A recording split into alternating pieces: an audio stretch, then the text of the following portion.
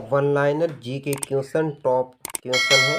प्रश्न संख्या 1, पंजाब राज्य का पशु क्या है? सही जवाब होगा राज्य पशु। सही जवाब होगा ब्लैक बक, जो पंजाब का राज्य पशु है। अगला सवाल है आपके लिए, भारत में स्वतंत्रता के बाद पहला बजट किसने दिया था? सही जवाब होगा आर के शनमुखम चेट्टी ने भारत में स्वतंत्रता के बाद भारत का पहला बजट तैयार किया था। अगला सवाल है, विश्व का सबसे बड़ा रेगिस्तान कौन सा है? सही जवाब होगा सहारा रेगिस्तान विश्व का सबसे बड़ा रेगिस्तान है।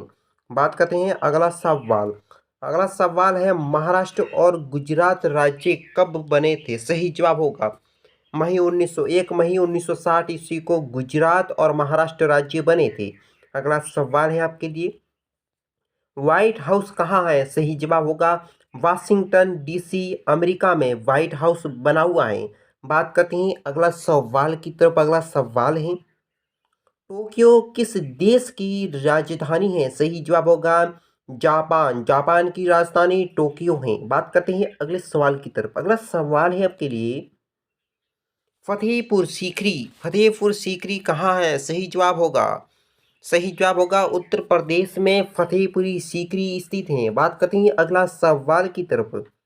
अगला सवाल है, इलेक्ट्रॉनिक की खोज किसने की थी? सही जवाब क्या होगा? जे थॉमसन ने इलेक्ट्रॉनिक की खोज की थी। बात करते हैं अगले सवाल की तरफ। अगला सवाल है, भारत का राष्ट्रगान पहली बार किस सत्र में गाया गया था? सही जवाब होगा कलकत्ता सत्र अधिवेशन में भारत का राष्ट्रगान पहली बार गाया गया था। बात करते हैं अगले सवाल की तरफ।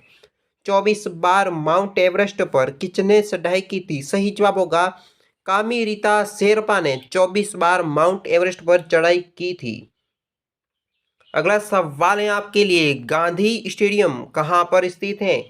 सही जवाब होगा जालंधर में गांधी स्टेडियम स्थित है। अगला सवाल बनता है आपके लिए, फेयर एंड लवली के ब्रांड एम्बेसडर कौन है? सही जवाब आपके लिए होगा Yami Gautam fair and lovely के ब्रांड एम्बेसडर बन गए हैं। अगला सवाल है आपके लिए, जैनपुर शहर की स्थापना किसने की थी? सही जवाब होगा शाह तुगलक ने। शाह तुगलक ने जैनपुर की स्थापना की थी। अगला सवाल है, गुरु नानक देव का जन्म कब हुआ था? सही जवाब होगा 29 नवंबर 1469 को गुरु नानक देव का जन्म हुआ था। बात करते हैं अगला सवाल की तरफ। अगला सवाल है, गूगल के सीईओ कौन है? सही जवाब होगा सुंदर पिचाई, जो गूगल के सीईओ बन चुके हैं। बात करते हैं अगले सवाल की तरफ। अगला सवाल है, मोबीक्विक के सीईओ कौन है? सही जवाब होगा विपिन प्रीत सिंह, मोबीक्विक के सीईओ बन चुके हैं। अगला सवाल है आपके लिए, पहला चंद्रयान कब लॉन्च किया गया था? सही जवाब होगा इसका 22 अक्टूबर 2008 को भारत का पहला चंद्रयान लॉन्च किया गया था। अगला सवाल है, नोकियो के सीईओ कौन है? सही जवाब होगा पक्का लुडमार्क, नोकियो के सीईओ बन चुके हैं। अगला सवाल है आपके लिए, भारतीय संविधान में कितने लेख हैं? सही जवाब होगा 470 लेख भारतीय संविधान में हैं।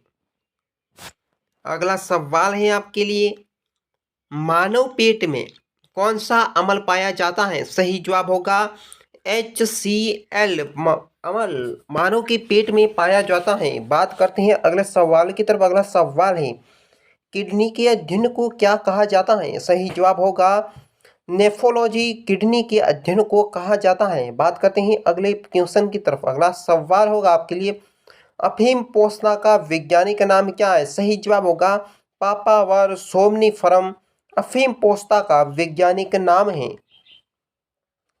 अगला सवाल, रक्त परिसंचरण के लिए हृदय का कौन सा भाग जिम्मेदार होता है?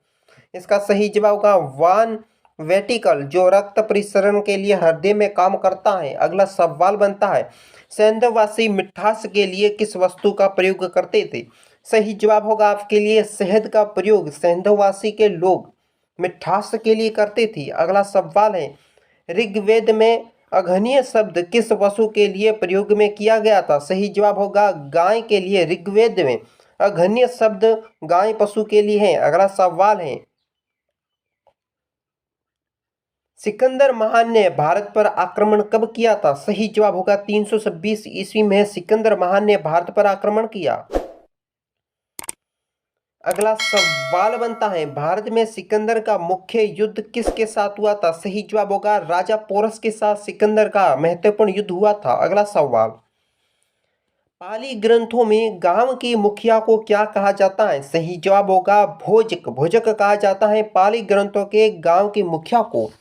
अगला सवाल आपके लिए है, उज्जैन का प्राचीन नाम क्या है? सही जवाब होगा आपके लिए अवंतिका उज्जैन का प्राचीन नाम था। अगला सवाल है आपके लिए, नंद वंश का संस्थापक कौन था? सही जवाब आपके लिए होगा महापद्मनंद नंद वंश का संस्थापक माना जाता है। अगला सवाल है आपके लिए, प्राचीन भारत में पहला विदेशी आक्रमण किसके द्वारा किया गया था? सही जवाब होगा ईरानियों द्वारा प्राचीन भारत में पहला विदेशी आक्रमण हुआ था। अगला सवाल, मगध का कौन सा शासक सिकंदर का समकालीन था? सही जवाब होगा धनानंद शासक जो मगध के शासक यानी सिकंदर के समकालीन था। अगला सवाल है आपके लिए, नंद वंश का अंतिम सम्राट कौन था? सही जवाब आपके लिए होगा धनानंद नंद वंश का अंतिम शासक माना जाता है।